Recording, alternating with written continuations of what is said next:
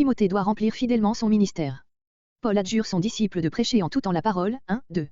Cela est nécessaire car un temps viendra où, même dans l'Église, les hommes ne supporteront point la saine doctrine, mais établiront des docteurs qui leur parlent selon leur propre convoitise et préféreront des fables à la vérité, que Timothée donc endure les souffrances et fasse l'œuvre d'un bon évangéliste. 3 à 5. Verset 1. Verset 1 à 5. Timothée doit remplir fidèlement son ministère. C'est ainsi que nous traduisons d'après une variante qui a pour elle la plupart des autorités et est admise par les critiques les plus éminents. Le texte supporte, selon son apparition et son règne, c'est-à-dire quand il apparaîtra dans son règne. Quoi qu'il en soit, la pensée du retour de Christ et de son règne glorieux, ainsi appelé en témoignage, avec celle du jugement des vivants et des morts, devait ajouter un grand poids à la solennelle adjuration que l'apôtre prononce, en y faisant intervenir le nom de Dieu et de Jésus-Christ. 2 Timothée 4.2 indique l'objet de cette adjuration. Verset 2. En tout temps, que les circonstances te paraissent favorables ou fâcheuses, que tu y sois disposé ou que tu y répugnes, que l'on t'entende volontiers ou à contre-cure, prêche la parole. Que dirait donc l'apôtre d'un prédicateur qui laisserait lier sa parole à certains lieux, certains jours, certaines heures, certaines formes, en dehors desquelles sa mission ne serait plus légitime et dans le bon ordre? Toute cette activité, qui exige tant de fidélité et de force, ne doit jamais s'accomplir dans un zèle amer, mais avec des sentiments de compassion et de douceur pour ceux qui errent. Et il ne s'agit pas, afin de les ramener et de les édifier, de faire sur eux une passagère impression, mais de les éclairer par l'instruction. D'autres traduisent avec doctrine, selon la vérité de l'Évangile, 2 Timothée 4.3. Verset 3. Comparé 1 Timothée 1.10, note. Ce temps qui doit venir, c'est ce que l'apôtre appelle ailleurs, les derniers jours, 2 Timothée 3.1, 1 Timothée 4.1. Sur la saine doctrine, comparé 1 Timothée 1.10, note. Ou, propre convoitise. Ces faux docteurs se trouveront en très grand nombre, car l'apôtre dit proprement, ils les amoncelleront, et cela, comme ce mot l'indique encore, sans discernement. Une démangeaison d'entendre des choses agréables rend bien, par une périphrase, la pensée de l'apôtre, mais il dit littéralement, en réunissant 2 Timothée 4.3 et 2 Timothée 4.4, ils ne supporteront point la saine doctrine, étant chatouillés d'ouïe, ils s'assembleront des docteurs selon leur convoitise et ils détourneront l'ouïe de la vérité. En sorte que ce mot, chatouillé d'ouïe correspond à celui-ci, leur propre convoitise et forme un contraste absolu avec la vérité. Verset 4. Comparé 1 Timothée 1.4, note, 2 Timothée 4.7, note. Verset 5. C'est ainsi qu'on appelait, déjà alors, des ministres missionnaires sans poste fixe, allant de lieu en lieu pour prêcher et édifier, Éphésiens 4.11, Actes 21.8. Mais ici on sent qu'en parlant de l'œuvre d'un évangéliste l'apôtre accentue ce mot et en presse la belle signification, un héros de la bonne nouvelle. Verset 6. Paul annonce qu'il va mourir, mais le Seigneur lui donnera la couronne de justice comme à tous ceux qui auront attendu sa venue, 6 à 8. Timothée doit venir promptement à Rome, car Paul y est resté seul avec Luc, en venant, il doit amener Marc et lui apporter les effets qu'il a laissés à Troas, septembre 2013. Alexandre a fait beaucoup de mal à Paul, il en recevra le châtiment, Timothée doit se garder de lui, 14, 15.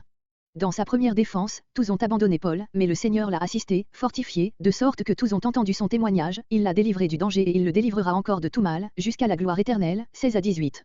Salutations, détails personnels, vue apostolique, 19 à 22. Versets 6 à 22. Communication personnelle. Le principal motif, car, pour Timothée de rendre son service accompli, c'est que, par suite de la mort imminente de l'apôtre, il va se trouver seul à la tâche et investi d'une plus grande responsabilité. Grec, je sers déjà d'aspersion, touchante expression dont l'image est empruntée aux usages des sacrifices, comparé Philippiens 2.17, note. Le présent indique que l'apôtre considère sa mort comme résolue, certaine. Quel argument à l'appui de son exhortation, 2 Timothée 4.5. Verset 7. Comparé 1 Timothée 6.12, note. Comparé Actes 20.24. Son espoir d'alors est maintenant réalisé. Verset 8. Ces mots, couronne de justice, juste juge, ne signifient point que Paul attendit cette gloire comme une justice qui lui fut due, mais il était assuré que le même Dieu qui lui avait fait les promesses de sa grâce est fidèle et juste pour les accomplir. 1 Jean 1.9, note, comparé Hébreux 6.10. Cette justice est en son Dieu, non en lui-même, de là sa parfaite assurance. Peut-être aussi Paul oppose-t-il cette justice divine à la cruelle injustice des hommes qui allaient le mettre à mort. L'image d'une couronne, par laquelle il exprime la gloire du ciel pour continuer l'image du 2 Timothée 4.7, le prix du combat, de la course, revient souvent dans les écrits apostoliques, 1 Corinthiens 9.25, Jacques 1.12, 1 Pierre 5.4, Apocalypse 2.10. Quelle consolation, à la mort, quand ce n'est point la présomption des propres mérites, mais un sentiment humble et reconnaissant de la miséricorde de Dieu et de la grâce de Jésus-Christ qui force de parler ainsi. On va à la mort comme à la victoire, quand on a bien combattu toute sa vie. Ce n'est pas un homme qui parle ici, c'est la charité d'un apôtre qui encourage son disciple, c'est le tendresse d'un père qui console son fils, c'est l'humilité d'un chrétien qui rend gloire à Dieu. Quesnel. L'apôtre donne ici un signe magnifique auquel on doit reconnaître les fidèles, c'est qu'il aime l'apparition de Jésus-Christ. Et certainement, partout où il y a une foi vivante, elle ne permet pas au cœur de se refroidir dans le monde, mais elle les élève à l'espérance de la résurrection. Il montre donc aussi que tous ceux qui sont adonnés au monde, qui aiment cette vie fugitive, qui se soucient peu du retour de Christ, qui ne désirent point sa présence, se privent par là de la gloire immortelle. Malheur donc à cette torpeur qui pèse sur nous, qui nous empêche de penser sérieusement au retour du Seigneur vers lequel devraient tendre tous nos désirs. Calvin. Verset 10. Ce même Déma que Paul appelait son compagnon d'œuvre, Philémon 1.24, comparé Colossiens 4.14, il avait donc quitté Paul à Rome par crainte des dangers et des renoncements. Raison de plus pour l'apôtre de désirer la présence de son fidèle Timothée, 2 Timothée 4.9, comparé 2 Timothée 1.4.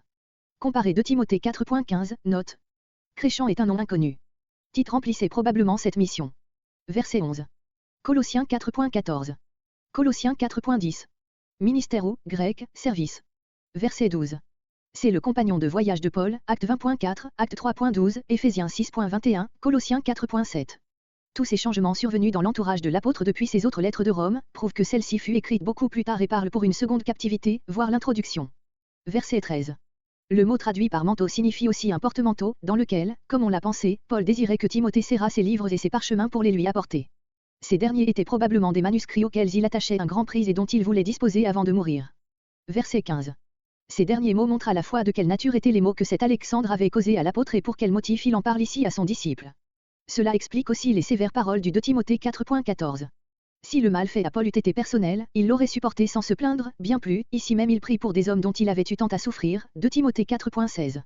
Mais quant à celui qui, par inimitié contre Dieu, a résisté pour lui-même et pour d'autres à la vérité divine, Paul lui dénonce le juste jugement de Dieu, comme il le faisait ailleurs dans les mêmes circonstances, Galates 5.12, note, et il n'y a rien là qui demande un apologie. Seulement il ne faut pas lire avec le texte reçu, que le Seigneur lui rendre selon ses œuvres. Mais bien, le Seigneur lui rendra, ce qui est tout autre chose. Osterwalde, par une infidélité à son texte, avait déjà trouvé juste sans le savoir. Verset 16. Dans une première comparution, pendant cette captivité actuelle. Cette défense paraît avoir eu pour résultat de retarder sa condamnation, 2 Timothée 4.17, sans pourtant la rendre moins certaine, 2 Timothée 4.6. Les amis d'un accusé, d'après le droit romain, pouvaient paraître avec lui en justice et déposer ce qu'ils savaient en sa faveur, les amis de Paul eussent pu du moins l'assister de leur sympathie, mais la peur de l'opprobre ou du danger les avait éloignés. Comparé 2 Timothée 4.15, note et acte 7.60. Verset 17. Accomplissement de la promesse du Seigneur, Matthieu 10.19, Matthieu 10.20, dont ses disciples de tous les temps ont si souvent fait la précieuse expérience. Soit d'un juge qui lui en voulait, soit de Néron, soit simplement du danger, ou, mieux encore, de la mort. C'est ainsi que Calvin entend cette image. Verset 18. Œuvre mauvaise des adversaires, de leurs embûches. Même s'ils parviennent à le faire mourir, les paroles qui suivent montrent combien l'apôtre du Seigneur se sent élevé au-dessus de leur puissance. Verset 19. Acte 18.2-3, Acte 18.18, Acte 18.26, Romains 16.3, 1 Corinthiens 16.19. 2 Timothée 1.16. Verset 20. Acte 19.22, Romains 16.23.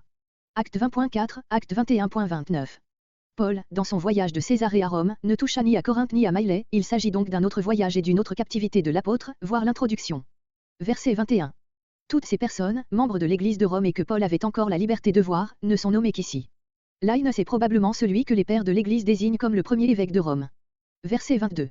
Paul comprend tout particulièrement dans ce dernier vu, outre son disciple bien-aimé, l'Église d'Éphèse qui lui était chère et à laquelle Timothée communiquait sans doute les lettres de Paul. Combien ce dernier adieu dut être précieux à tous.